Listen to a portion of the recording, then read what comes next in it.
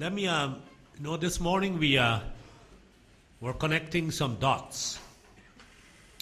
So now that the dots have been connected, all I have to do now in this session is connect the previous session to this session. And in this session, we will talk of two other terms that you will have to deal with, whether you like it or not.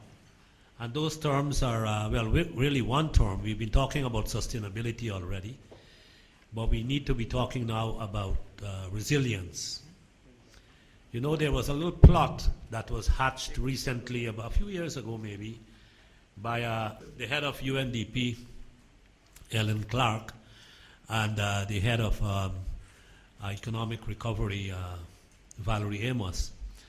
And the two of them apparently went to the Sahel countries, and they saw what was going on, and they said, but we have been doing disaster relief, disaster economic recovery and management for 50 years.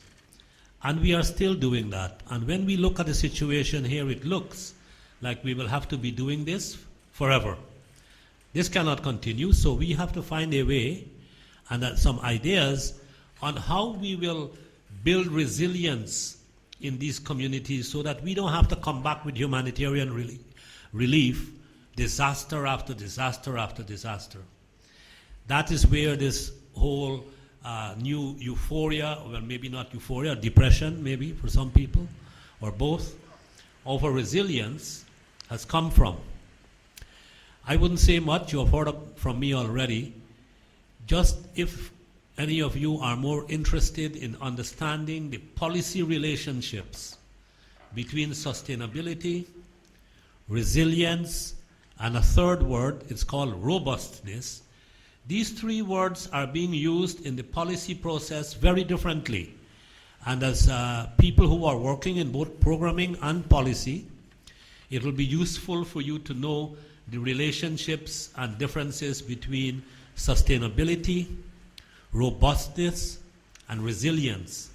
So there is a paper written by Carl Folks and others, Folkes.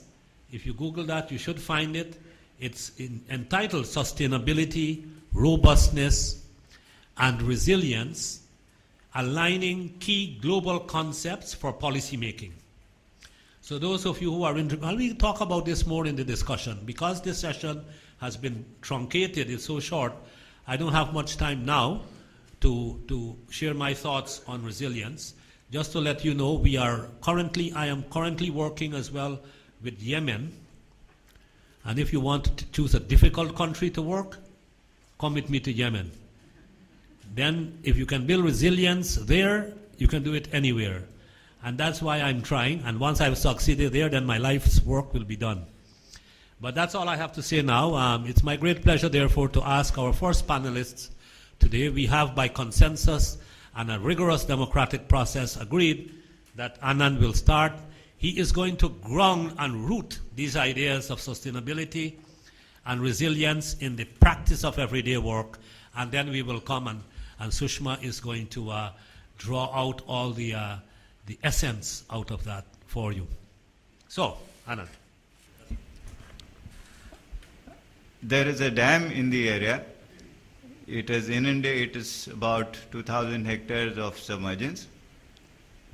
I am talking of an area of about 40 villages of about 30,000 hectares, all tribal people, something like three tribes, two scheduled tribes, the Mahadev Kodis and the Thakars, and one primitive tribe, now renamed by the Government of India as a particularly vulnerable tribal group. But changing names doesn't really change situations. This is an area which has very steep slopes, and of 30,000 hectares, there is something like 11,000 hectares of good forest, virgin evergreen cloud forest, which was declared a wildlife sanctuary in 1985, and 8 villages were to be shifted out. Ever since then, that struggle is going on, because the people say that they have saved the forests in the form of sacred groves, temple groves, which are still there with very rigorous rules that for your own children you may not take the god's, what do we say, ashes for one's own children by picking a leaf, even a dried leaf from one of the temples there, and so on. Different sacred groves have different rules. So the people say that if we go away, then who knows the forest and how will you people ever conserve it? And it has taken this country more than 30 years to get one line into the Wildlife Conservation Act, the amendment which was passed in 2006, to say that forests and people can coexist. It still hasn't come into practice, but we hope that that should happen soon. So, when we started working in this area and this dam, it was coming up since 1978. It got completed in 2000. But actually this is a disaster. It's a man-made thing. It is development for thousands of people and probably 30,000 hectares of land down below the dam. But it is also a disaster, a man-made disaster for those who were either totally thrown out of the area or had to move up to live on very steep hill slopes, or who were locked into that area by the waters and there was no road out. With this man-made disaster, how did people handle it and what were the different aspects? This is what I would like to share with you. So, the first thing we took up was drinking water. Even though it had 5,000 or 6,000 millimeters of annual rainfall in the rainy season, June to October, in the summers there was no water to drink. And I had come from one of the best engineering institutions in this country, and I had trained as a civil engineer, so I said, water, technology will give the answer. So we brought in bore wells, and we drilled them, and we sited them with the best possible technology available at that time. But out of 112 hamlets in the area, just about 55 hamlets, the geologists indicated that they will strike water. We did that over 3 years. There was money to drill the holes in the ground, but there was no money to make half a kilometer, 1 kilometer of road up to the point where the borehole had to be made. And on very steep hill slopes which had never seen trucks, they had never seen cars or motorcycles also, we pushed these vehicles there. Barely 22 places we struck water, 2 of them dried up in the first month. And we were left with just 20 places where we could provide some amount of water by hand pumps. And then I went to the people and I said, look, I had come with a great arrogance. As an engineer, we can solve the problem, but I failed miserably. I've fallen flat on my face. So tell us what to do. They said, you had come with a new technology and we felt that maybe your new technology will give us some answers. So we supported you. But don't worry, till the end of the summers, till the beginning of the rainy season, cup by cup, for the whole night we used to sit on some water hole or the other and collect water. It is dumb. It is a couple of 100 meters below our village. You have to climb down a steep path. It's somewhere not very close, but the water is there. The problem is that there is no, it's a very small space and there is no storage. So can you help us to make a storage even enough to dip one pot of water and take it out? I said, yeah, that should be possible. We can use dynamite to blast it. So we tried that. But then, as an engineer, I said, but I don't know geology. So let me call the same geologists who had failed miserably. I called them and they said, oh, these guys are giving this place. No, you should put it in this place. There's a better. And we did 2 of them again and they failed again. After that, when the third pond, which was done in 1988 in the village Pimpargane, when the same situation happened there, I talked to the geologist. He was Dr. Ghare. He's one of the most eminent geologists of Maharashtra at that time. I said, sir, now please go away. We will give whatever answers we have to give to Government of India. But this time we do it according to what the people say. The people were saying that there is a water source. There was no need to hunt for a new one. So it was 100%, it was going to be a success. And we listened to them. They had analyzed it very well. We listened to them, we did that. With their help, we noted down and characterized what were the characters of how to locate water holes. Between 1988 and 1995, we did 35 such water holes, such large wells, two wells or three wells, one downstream of the other in each village, in 35 hamlets. 100% success. And no maintenance required, and no technology from outside, even to maintain hand pumps or power required or whatever.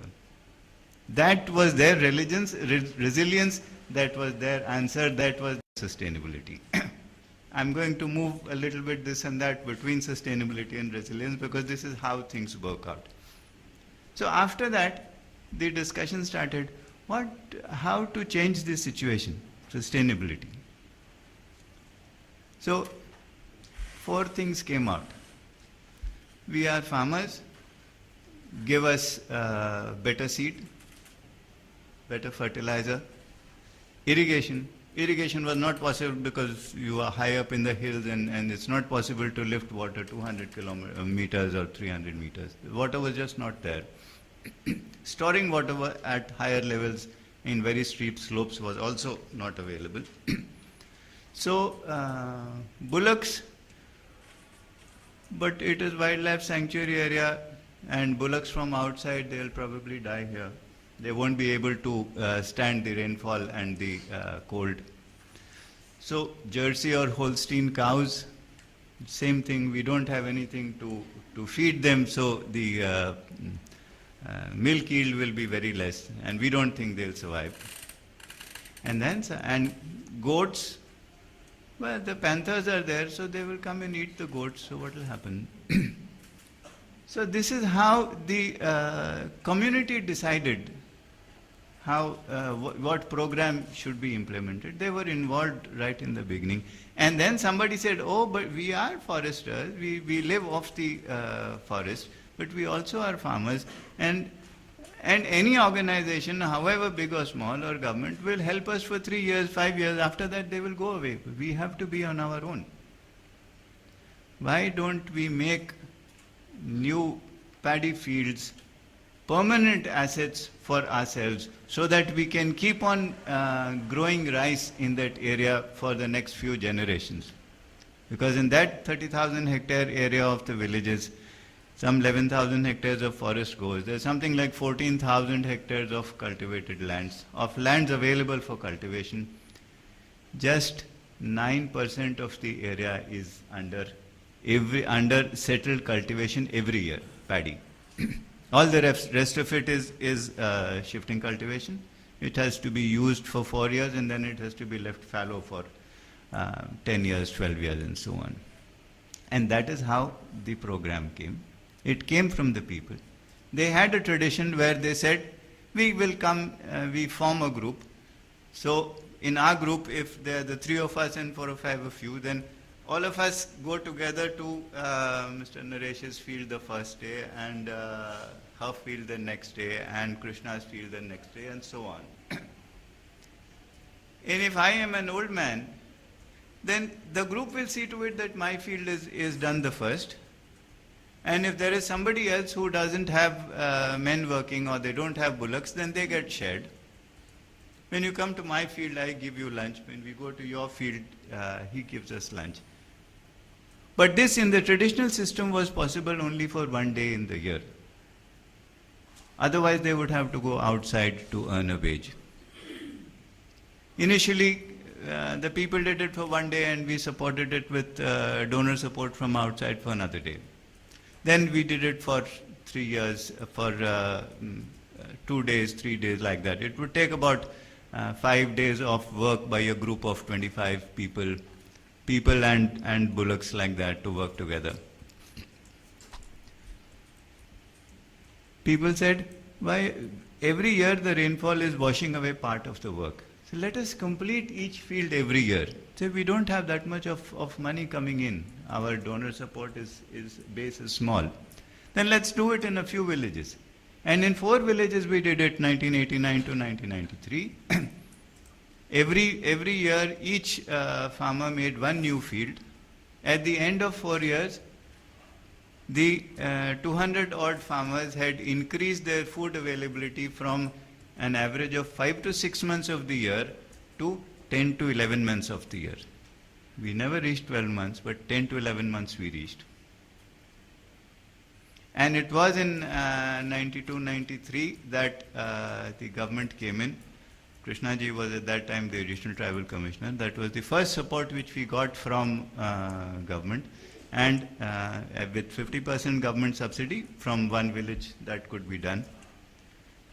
This sort of work went on. In 2000, once again, people from 13 villages, 25 hamlets came together, approached the government. 2002, a pilot project was sanctioned for 4 villages. It came up to 2009 before the scheme became operational, accepted by the Tribal Development Department. A new scheme for areas which were not covered earlier, sanctioned by the Tribal Development Department. In the past 4 years, something like 300 hectares of fields have been, rice fields have been created in 42 villages at a cost of about 4 crores, about 7 crore rupees over the past 3 years. And what is the result?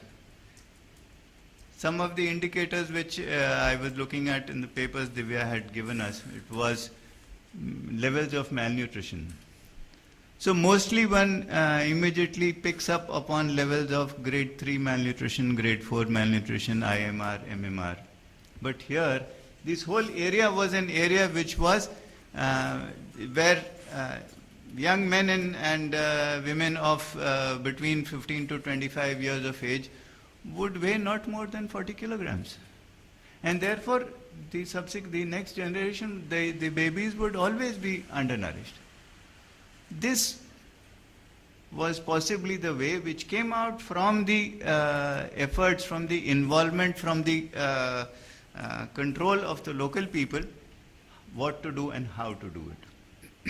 So, and they had decided on their own rules. So it wasn't that the money was provided to the people as cash for work. They had specific rules.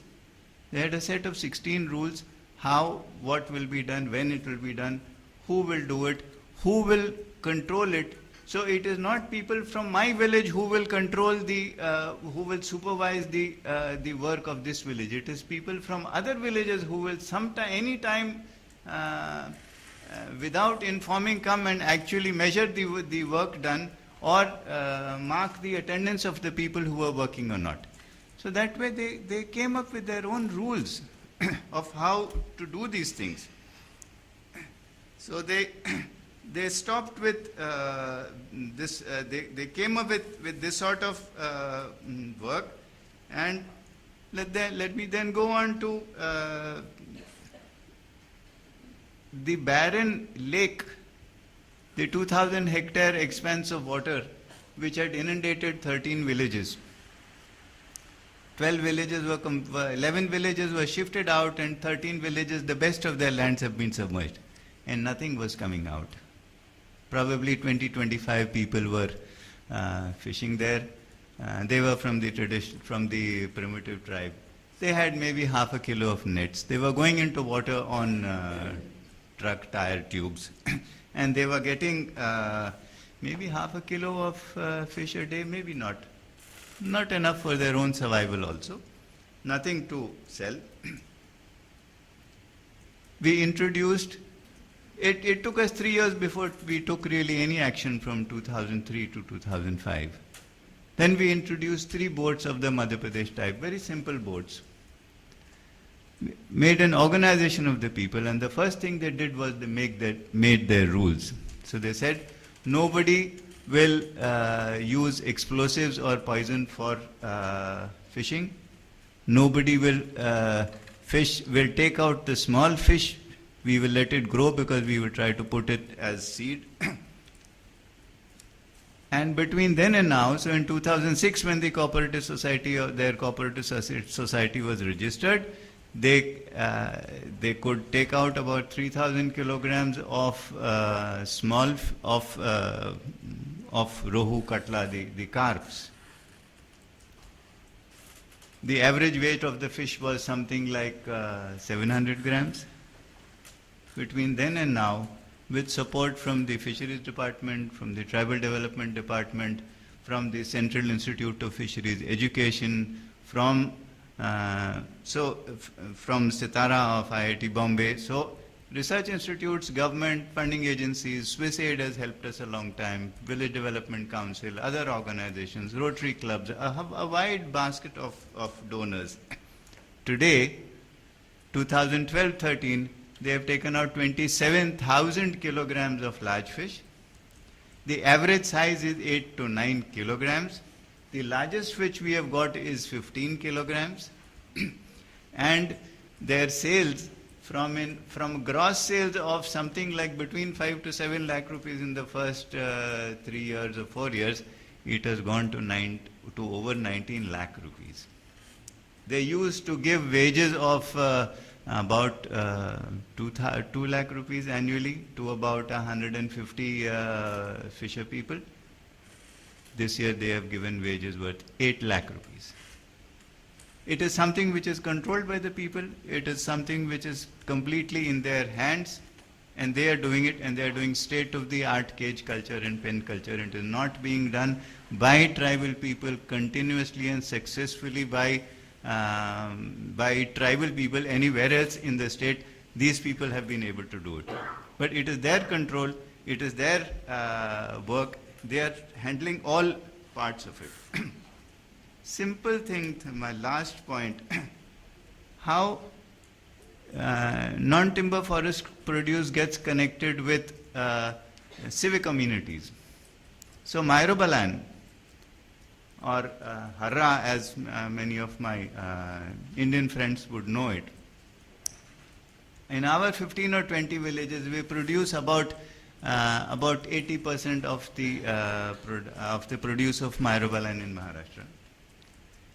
More than half of it is one has to climb up and take it, harvest it from the trees in the summers, in a season of about 3 weeks between the end of April and May. At that time there is no water. There used to be no drinking water at that time. So in preparation for this work, people used to put thorns all around their wells, because otherwise they would have to spend at least 2 or 3 hours going to some water hole to get water. So if for these 15-20 days, they would put thorns around the well so that everybody would have the time just to go and spend the maximum amount of time to collect the Myrobalan nuts, because this was their only cash produce, only thing which would fetch them cash by selling. With the availability of increased water, now suddenly the amount of time which they are able to give collection of the forest produce, this gets linked up. So this is how the availability of things like drinking water, connectivity of roads and other things, they also impact livelihoods, and they become resilient only because it is our experience that if the people are involved, then they come up with their own ways of controlling it so that there is no injustice to anybody, but there is no extra benefit going to anybody else also. This is the way we have worked all these years. There will probably be an opportunity for me to talk more in detail about these things. But there are things like this which we did with in Kutch also here. There were wells, but there was very little water. There was a small technical innovation of making underground dams in completely sandy area. We made small dams in sandy area just below the ground level. 5 or 6 dams were made, 5 or 6 shallow wells of up to 10 feet deep were dug. There used to be a little bit of sweet water just next to the little run of Kutch, the desert area. Today with those dams, there is more than 100 wells, and the number of such dams has also grown up a great lot. So water conservation, involvement of people, maintaining natural resources, all these are things which we found were useful, and we found that they could be sustainable. We found that with further disasters or further problems, either of floods or of droughts, people could somehow or the other sustain in the area. As different from the cotton growing areas of Maharashtra, there have been no suicides in tribal areas. That is how the tribal people are more resilient, they want less, and they are able to survive. I'd like you to comment upon this, to find out what indicators and whatever. I don't know those things. Those things are, you people are expert at that. Thank you. I listened to a presentation from a JNU professor recently in which he has collected the data on suicides in different societies and compared them to GNP per capita and HDI. And there's a positive correlation, according to him, where human development indices are going up and per capita income is going up, suicide rates are also going up. I will leave it at that, and I will turn it to Sushma. When this session was suddenly showered upon me, and because the previous speaker moved out, and I'm very sorry, I'm oppressing you once again. But these two words, I asked myself, what is this? This sustainability and resilience. Every time these new words get thrown in, I get very suspect. I wonder what is the source from where it has emerged. And I really suspect that this word sustainability is soon going to go out of fashion. And resilience is going to come in, friends, so please start discussing it. But many years ago, when there was all this talk of sustainability, I remember once talking to a community of panchayats and women in the panchayats, and I was asking them, I gave them the translated version of sustainability and resilience. And I asked them, I said, do you think you're sustainable, that all of us are sustainable? And the resounding answer was no. And at that point, independent of today's catchword resilient, I'd given them the translated version in Kutchi, which is the local language where I live and work. I said, do you think we are resilient? And the resounding answer was yes. And that makes me question today, what are these two words? What is sustainability and what is resilience? And I feel that there is an assumption in the word sustainability, that there's an assumption that the world can withstand shocks, stress, and will overcome. And I remember this very macho bravado statement by President Bush, ex-President Bush, after Katrina, when he came on and he said, my countrymen, don't fear, we will overcome nature. This was after Katrina. And then one looks at the word resilience, and to me what it means is that there is an acceptance.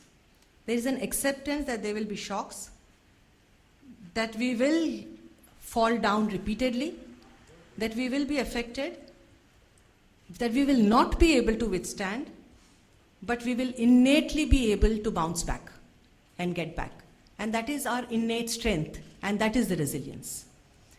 And I think this shift and the movement is probably an expression of humility now by humankind, that maybe we won't sustain, we are not sustainable, but we will be resilient. And we are resilient. Let's just take the example of the human body. And I think when we say we will sustain illness, would you call sustaining illness if you were drinking mineral water, using sanitizers, wearing masks, fumigating your homes and spaces, and you sustain illness? You sustain, you overcome, you become sustainable. Or that yes, you may fall ill, but you have an innate immunity within you, and you have the strength, your body has the strength, and you will nurture the body in a way that it develops its strength to become resilient. And therefore, you do not deny the fact that there will be shocks, and that you will not overcome nature, and nature will overcome you. But yet, you have the ability to constantly interact, adapt, and be resilient. And I think, to me, the question therefore comes is, do we get the environment to adapt to us as human beings?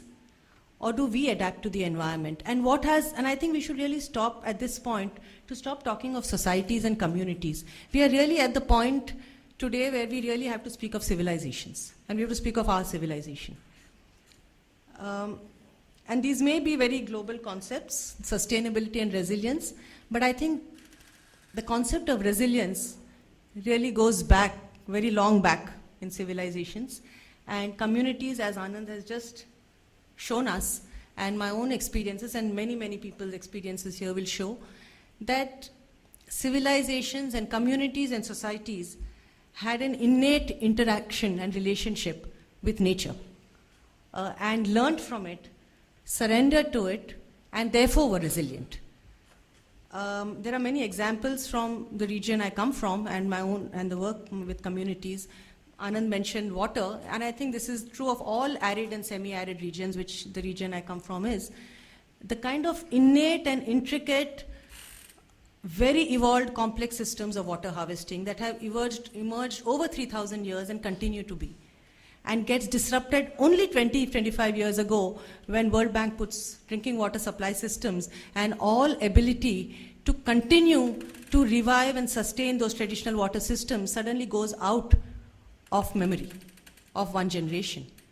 And you have to nudge it, like he said, and revive it, and it comes back. It comes back in a strong way because there is an innate need to be resilient, and there is an innate ability to be resilient.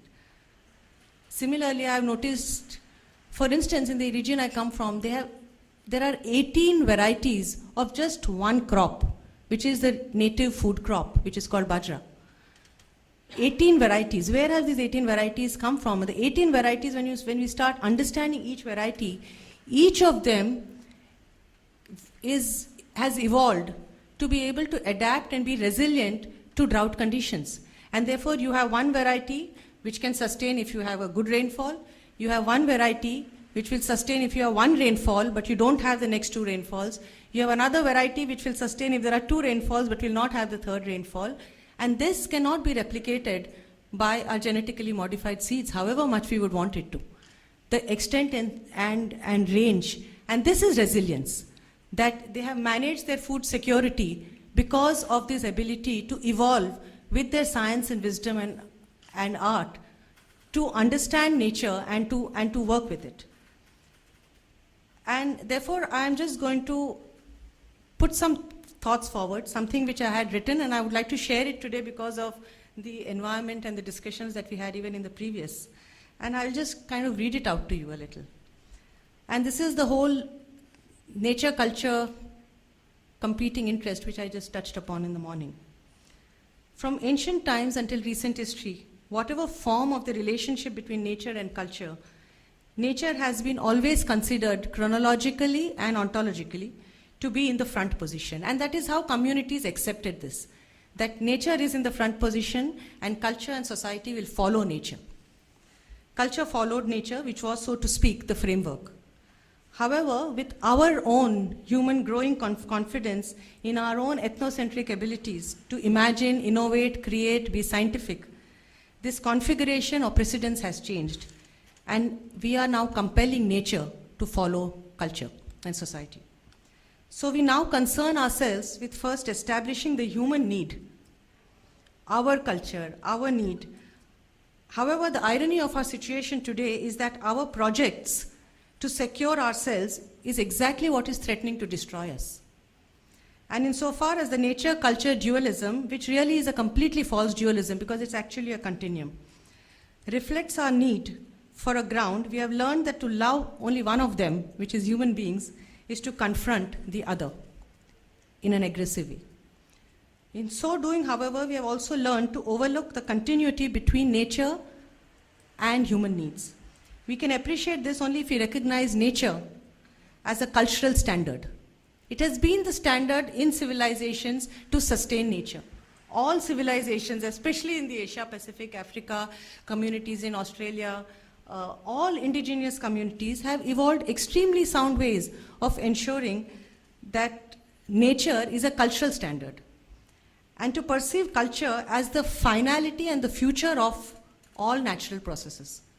This, in a sense, is the symbiotic relationship between nature and culture, and all evolved governance. And I think what Anand spoke about is what we've all experienced, that all evolved governance and all traditional forms of governance, I'm sure all of you, my friends, would have experienced this, that our traditional forms of governance evolved extremely complex ways of understanding this. And therefore, resilience was not just an intuitive community process. It was regulated by very sound systems of traditional governance. And evolved governance did not predicate its decisions and actions towards the dominion of one over the other. And this, to me, is the crux of resilience. Do our reconstruction approaches then bear this out? And rehabilitation and economic recovery processes. We repeatedly see that as a community, as civil society, and as governments, we have accepted the concept of patriarchal dominion over nature, in which the concept of sustainability is predicated. We have, after all, been conditioned by our own developmental paradigms, which Janki spoke about, of intensive agriculture, of exploitation of minerals, of industrialization as the pillars of our cultural progress. And this sustains every time a disaster strikes. Governance of socio-ecological systems is actually an uncharted terrain. And that is why we see that it's so difficult post-disasters for governments, and I think somebody raised that question in the morning, for governments to suddenly start responding, putting into place policy frameworks, developing programs to ensure that our ecologies are conserved so that economic recovery and livelihood systems continue and people continue to be resilient. In post-disaster situations, governance has to contend, like we said earlier, of contesting priorities. That of reconstructing and rehabilitating communities and societies, or to regenerate an environment which is making societies increasingly vulnerable. So how do we therefore balance our programs, our finances, policies, promises, etc.? The performance failure often of a lot of governments, civil societies don't consider that we fail because we work in very narrow bandwidths and therefore at very local levels. And to large extent, therefore, we can see what we do and we feel we succeed. But state governments don't have that privilege. Governments don't have that privilege. And therefore, they become far more subject to us perceiving them as failures. The performance failure of governments and governance is rooted in the unconscious and conscious efforts to influence three functions of governance. Decision-making for human interest.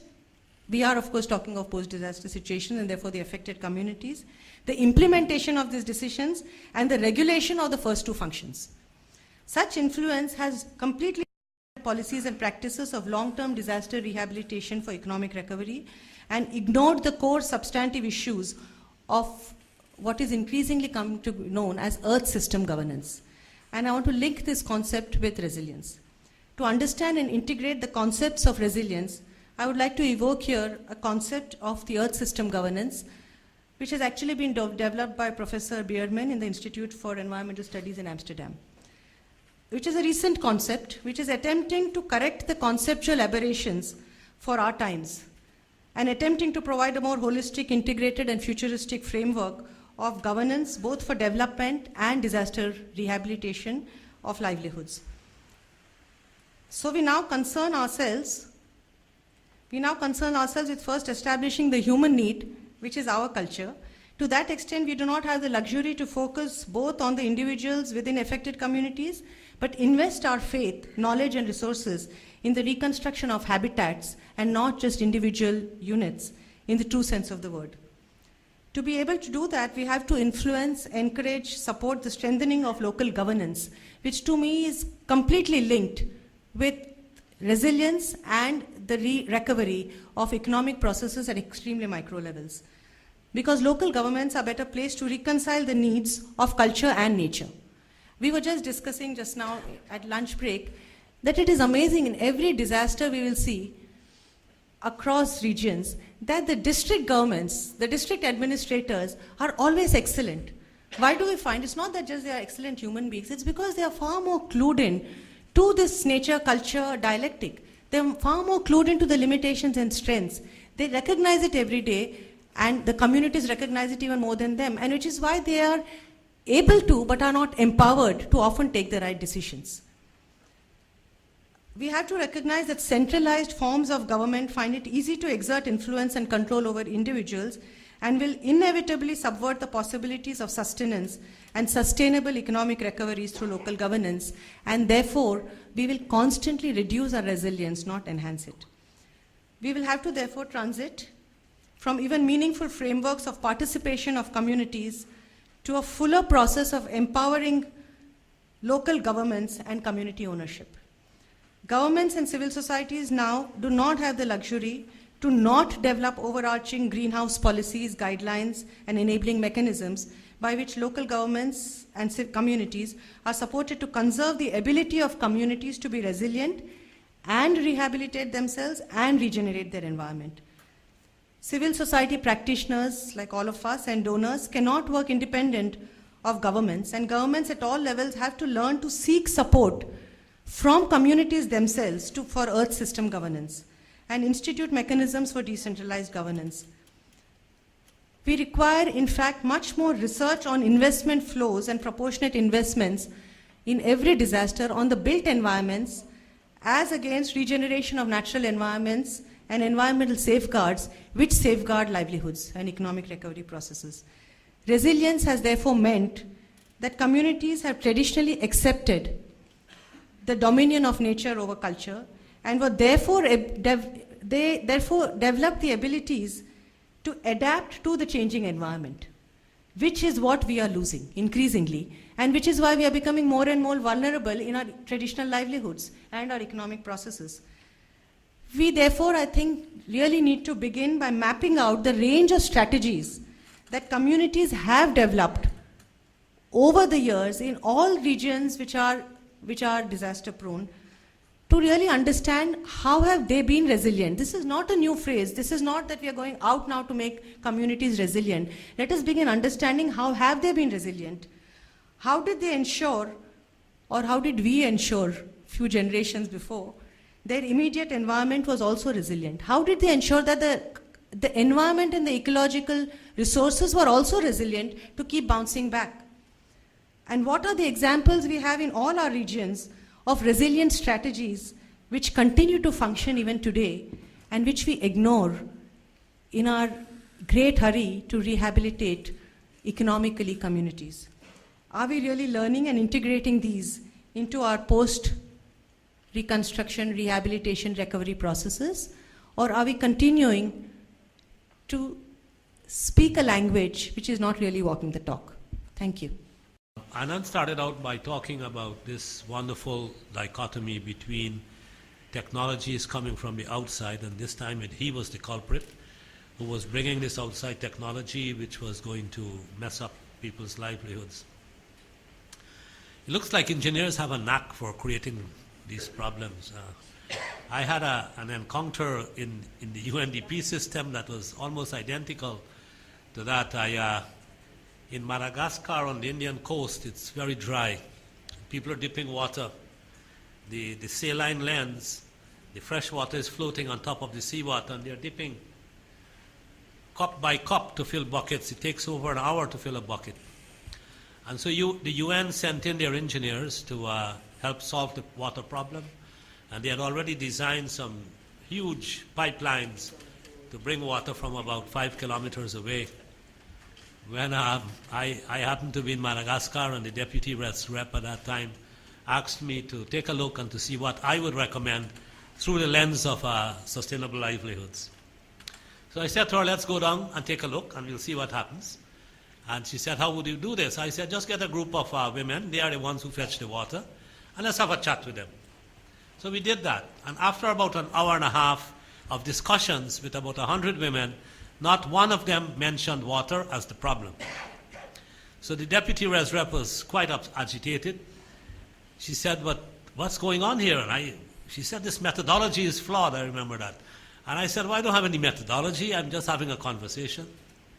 And she said, can I ask them about water? I said, of course. So she asked them, so what about this water? And then one of them said, yes, water is very important because water is life. Some donor must have told them what water is life, which is true. The issue is, though, to cut that long story, they, when told about this pipeline, they said, when that pipeline breaks, who's going to fix it? Now, you guys in New York are not going to be anywhere near, and we can't fix those things. We've never seen pipelines that size that you're proposing. How are you going to solve it? They said, help us to catch more fish.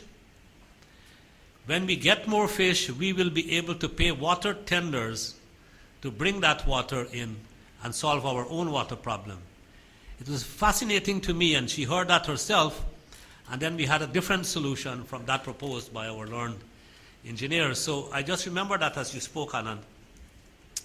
But just let me point out and remember that using indigenous knowledge and local practices and building on local assets is what we have heard the presentation say. UNDP Dryland Center has defined household resilience as the ability of a household to meet its needs, its food needs and other basic needs, both in normal times and in times of shock and stresses without help from outside. So UNDP has already defined resilience quite carefully, and they have used what they call, many of you would be familiar with this, I guess, they have used a methodology called COBRA, or this is not the famous Indian COBRA now. This is a community-based resilience assessment.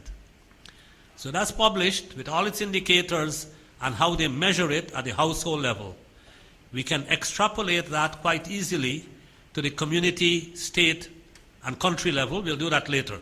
We won't do that now. Just that you know that that exists, and also to point out that UNDP has put out a position paper which is on the conference website on resilience. The key issue there is UNDP insists that resilience is not merely bouncing back to what you were before, but includes transformation in the process of bouncing back, so that you can have innovation and you can become better. I just wanted to point those out to you. Ultimately, it seems to many of us, the real challenge of the UN system or any system building resilience is going to be whether they can work together. Building resilience is about many people bringing different pieces, working together in a different way. And we will see whether OCHA, UNDP, and all the other organizations involved in disaster management, economic recovery, livelihood stabilization, is able to bring their pieces with a new vision of how you do this work. Anyway, I just wanted to draw those pieces together, and now that we have formulated about 20 questions, let's get those quickly and get the panelists to respond. So if you have a lot, we'll take them as a bunch, and if you don't, we'll take them individually. Who wants to start? So we have 1, 2, 3, 4. So we take those 4. So we start with Indonesia, and then we go there, and we come over here. My name is Wawan from Indonesia. Currently, I work in the slope of one of the most short-tempered volcano in the world, Merapi. I organize some activities of economic resilience and recovery right there, because but now there is one basic need that they need, that is how to accelerate business development and how to build the risk transfer in the same time. You know that the Merapi has a very short term of explosion eruption. Every 3 to 4 years they erupt. So one of the most favorite programs from the donor of NGO or even government is to build the new business and then smashed by the eruption, and then building new business again, and then smashed by eruption again. So there is some very, I think this is a basic problem, is how to create sustainable Okay. business right there, and the risk transfer in the same time. Thank you very much. Yeah, but just that I point out, we have a session exactly on rebuilding MSMEs after disasters. But if panelists want to touch on that, they can, but we will have a full discussion on that subject, I think, in 2 or 3 days. Next question. I'm Malika Basu, and I'm part of the UN Knowledge Management Initiative, and I oversee a community of practice which looks after gender issues. My question to Mr. Kumar was based on your, sharing of your experience. I understood that, when the community is involved, whether in terms of, listening to their voices or their involvement in the entire process of doing something, the communities then tend to be more resilient. Now, my question to you would be, what is the role which you saw, or what is the role that women and children played in this kind of an involvement and participatory process? That is one I would really like to know from you. Also, the community that you talked about was forest dependent. So I wanted to understand, how the Forest Laws or the Forest Rights Act has actually enabled to further facilitate their livelihoods, because you said that was one of their major livelihoods besides what you suggested. My other question is to Sushma. Sushma, you had because in the morning when you gave the keynote address, you said we'll, come back. I'm not answering any of these questions now, I'll get back. And I was looking at the agenda, you are not there anymore. So therefore I would like Now is your chance, go for it. Yes, more as an understanding, because since morning I'm taking because I'm not a disaster management expert, and I'm taking all these sessions as a background to what is going to happen, build my own understanding to see now what's going to happen in the next 4 days. Sushma, you had mentioned around 5 competing or so-called conflicting interests when you were talking about talking about economic recovery. I was hoping that in this particular session, taking the example of the Kutch Mahila Sangathan itself, whether you could have actually cited specific examples of saying through this initiative how many of those competing or conflicting interests could be met. Resolved. Then I would have understood, it would have given me a better background and understanding of the experience that this Kutch Mahila Sangathan has. So I have these 2 specific questions to these people. Thank you very much. Over here. I'm Kailash Das from RCDC, Odisha. My question to Anandji, actually, it's a very encouraging one that first time an engineer recognized the local knowledge of the people. That's a heart-touching thing for us, actually, for me particularly. Because there is a constant fight between the technologist and on local technology. You have given the very good example of this water, source of water, groundwater availability, and that is the tested knowledge of the villages. And you have cited a good example of a maintenance system. I would like to know how it is maintained by the villages sustainably.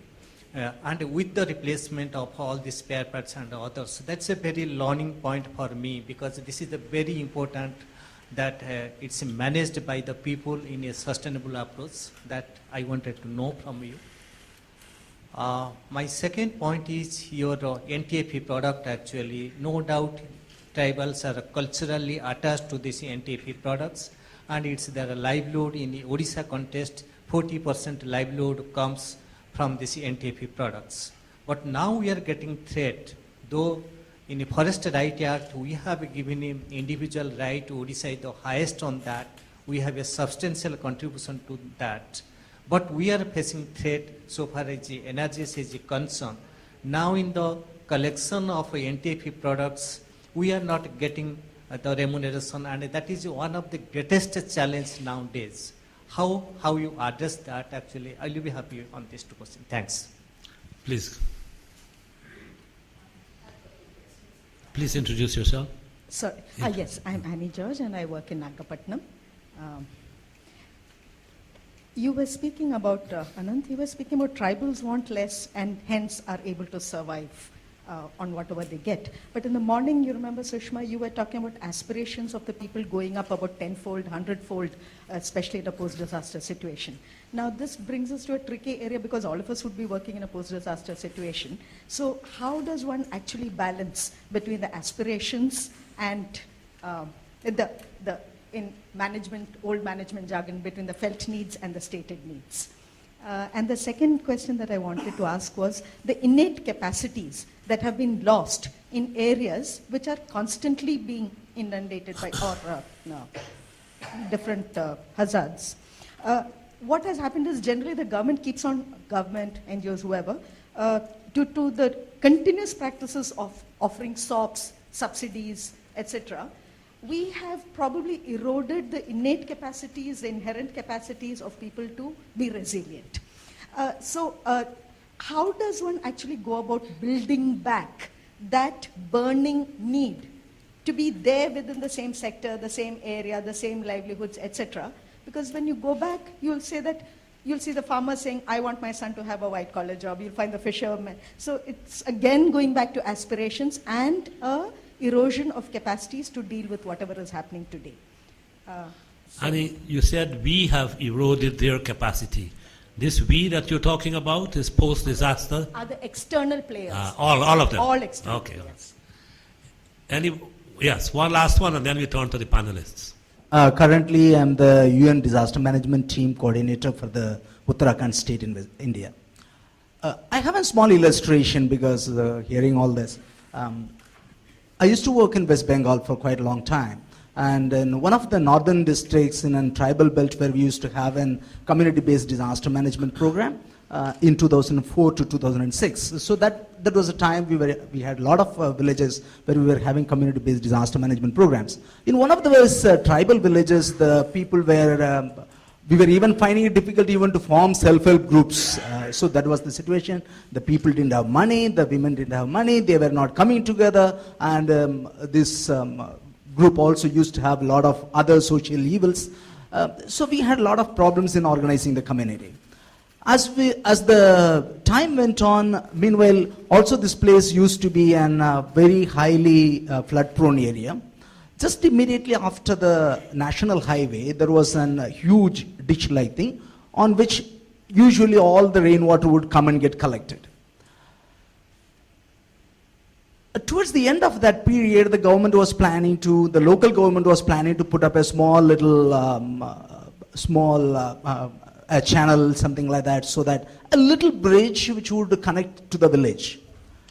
The people refused to have it. It was in 2008. As a part of awareness building, why? The people said, we don't want this. If this can hold, this is a middleman's bridge. They called it at that time. I still remember that. Why? Because the middleman will be able to come as soon as, even when there is a mild rain and when the water starts collecting, the man will come because the cost of vegetables and other things would go down. So he would come and collect all our things. He would go until it gets flooded. Once it gets flooded, then no one would come and all our things will start rotting. And when the water level goes down, by that time some will be surviving, and he would come at that time again. He will be able to come, and he will come and collect all that at the rate of all the rotten things, including the good ones. He will go back and sell it at a higher price. We don't want that. We want at least a very big, large bridge. I visited that village in 2009. I had to leave that location. We are short on time. Yes. In 2009, I left the place. In 2011, when I went there, the people were pretty happy, and I saw the new bridge. So it was very big and pretty good. Just a few months back, when I went to the same village again, I saw the village was a lot of bustling with activities, children going to the school. A lot of children were having good dresses, which I had not seen, and a lot of activities going on in the tribal village. So I asked, what's happening? They said, no, now no one even goes outside to work. What? Simply because of the bridge. That day we fought for it. Today we have practically all the people have come back, even those who used to migrate out to work, and they are able to work. Even the land that we used to mortgage with non-tribals, in India, tribals' land cannot be purchased by anyone else. So even those land has now come back to us. So these are the kind of lot of initiatives, little initiatives can certainly build a lot of livelihood options, just as a point of addition to it. The role of women and children, especially when we were citing the water holes, the process finally developed was that it would go through a 5-round consultation with the villages, and the last 2 consultations would be with the women, and where they would say that this is the correct place to site the water pond, we would site it there. In fisheries, as different from coastal fisheries, we have this dam. These are tribal women. They go out, they take the boats out, they are small boats, they row the boats out, they lay the nets, next morning they bring the nets back, they take the fish out, they give it to the cooperative society. They also go out and sell it in the villages. So whatever men do, fisher people do, the women fishers also do. So that is the role, and therefore the cooperative society has seen to it that there is a special rate to make the women of each household become a member of the fisheries society. So instead of 3,500 or 4,000 rupees, which they would take to make a new person member, they last year formed a rule that at 101 rupees the women would be able to become members, so that they should also have the official place of putting their opinion in fish society matters.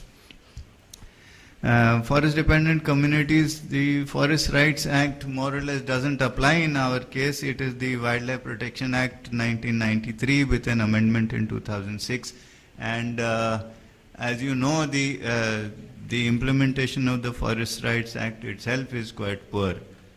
In the same way, community rights under the Wildlife Protection Act, even the applications are not accepted, and it is a great struggle. So that is a real problem. On the other hand, the largest produce of myrobalan, which comes from the forest, that is a monopoly procurement by the government of Maharashtra. It is beset with problems.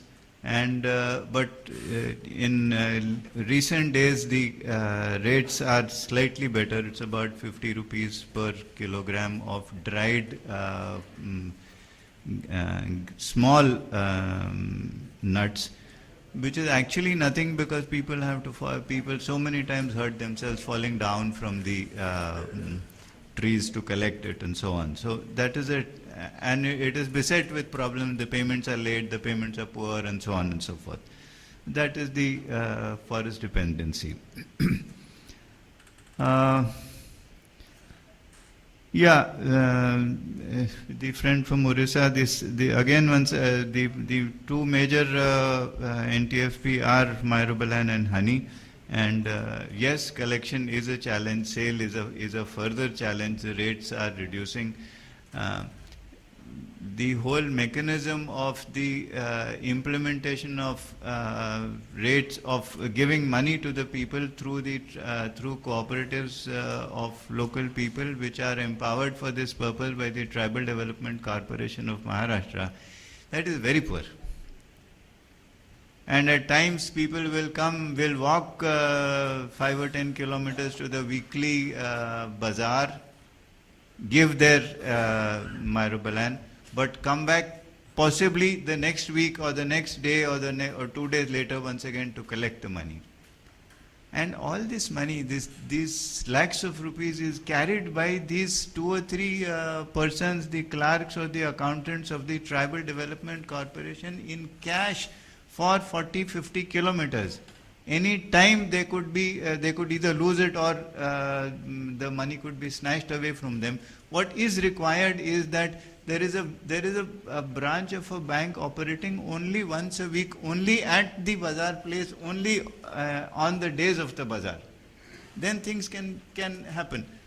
But the banks don't seem to be interested, because this place doesn't have too much of money. So that is the situation. The water holes don't require much maintenance. All the different aspects of fisheries do require maintenance, which the fisheries cooperative members do it by themselves. There are some problems sometimes because no organization of 250 odd members is going to run without any governance. So there are some problems at some times, but they are able to tackle it by themselves. And our role as a voluntary organization has reduced substantially. I think you can take the other question. Let me turn it over to Sushma, but also I don't want us to leave here as technophobes, because all our lives have improved because of technology.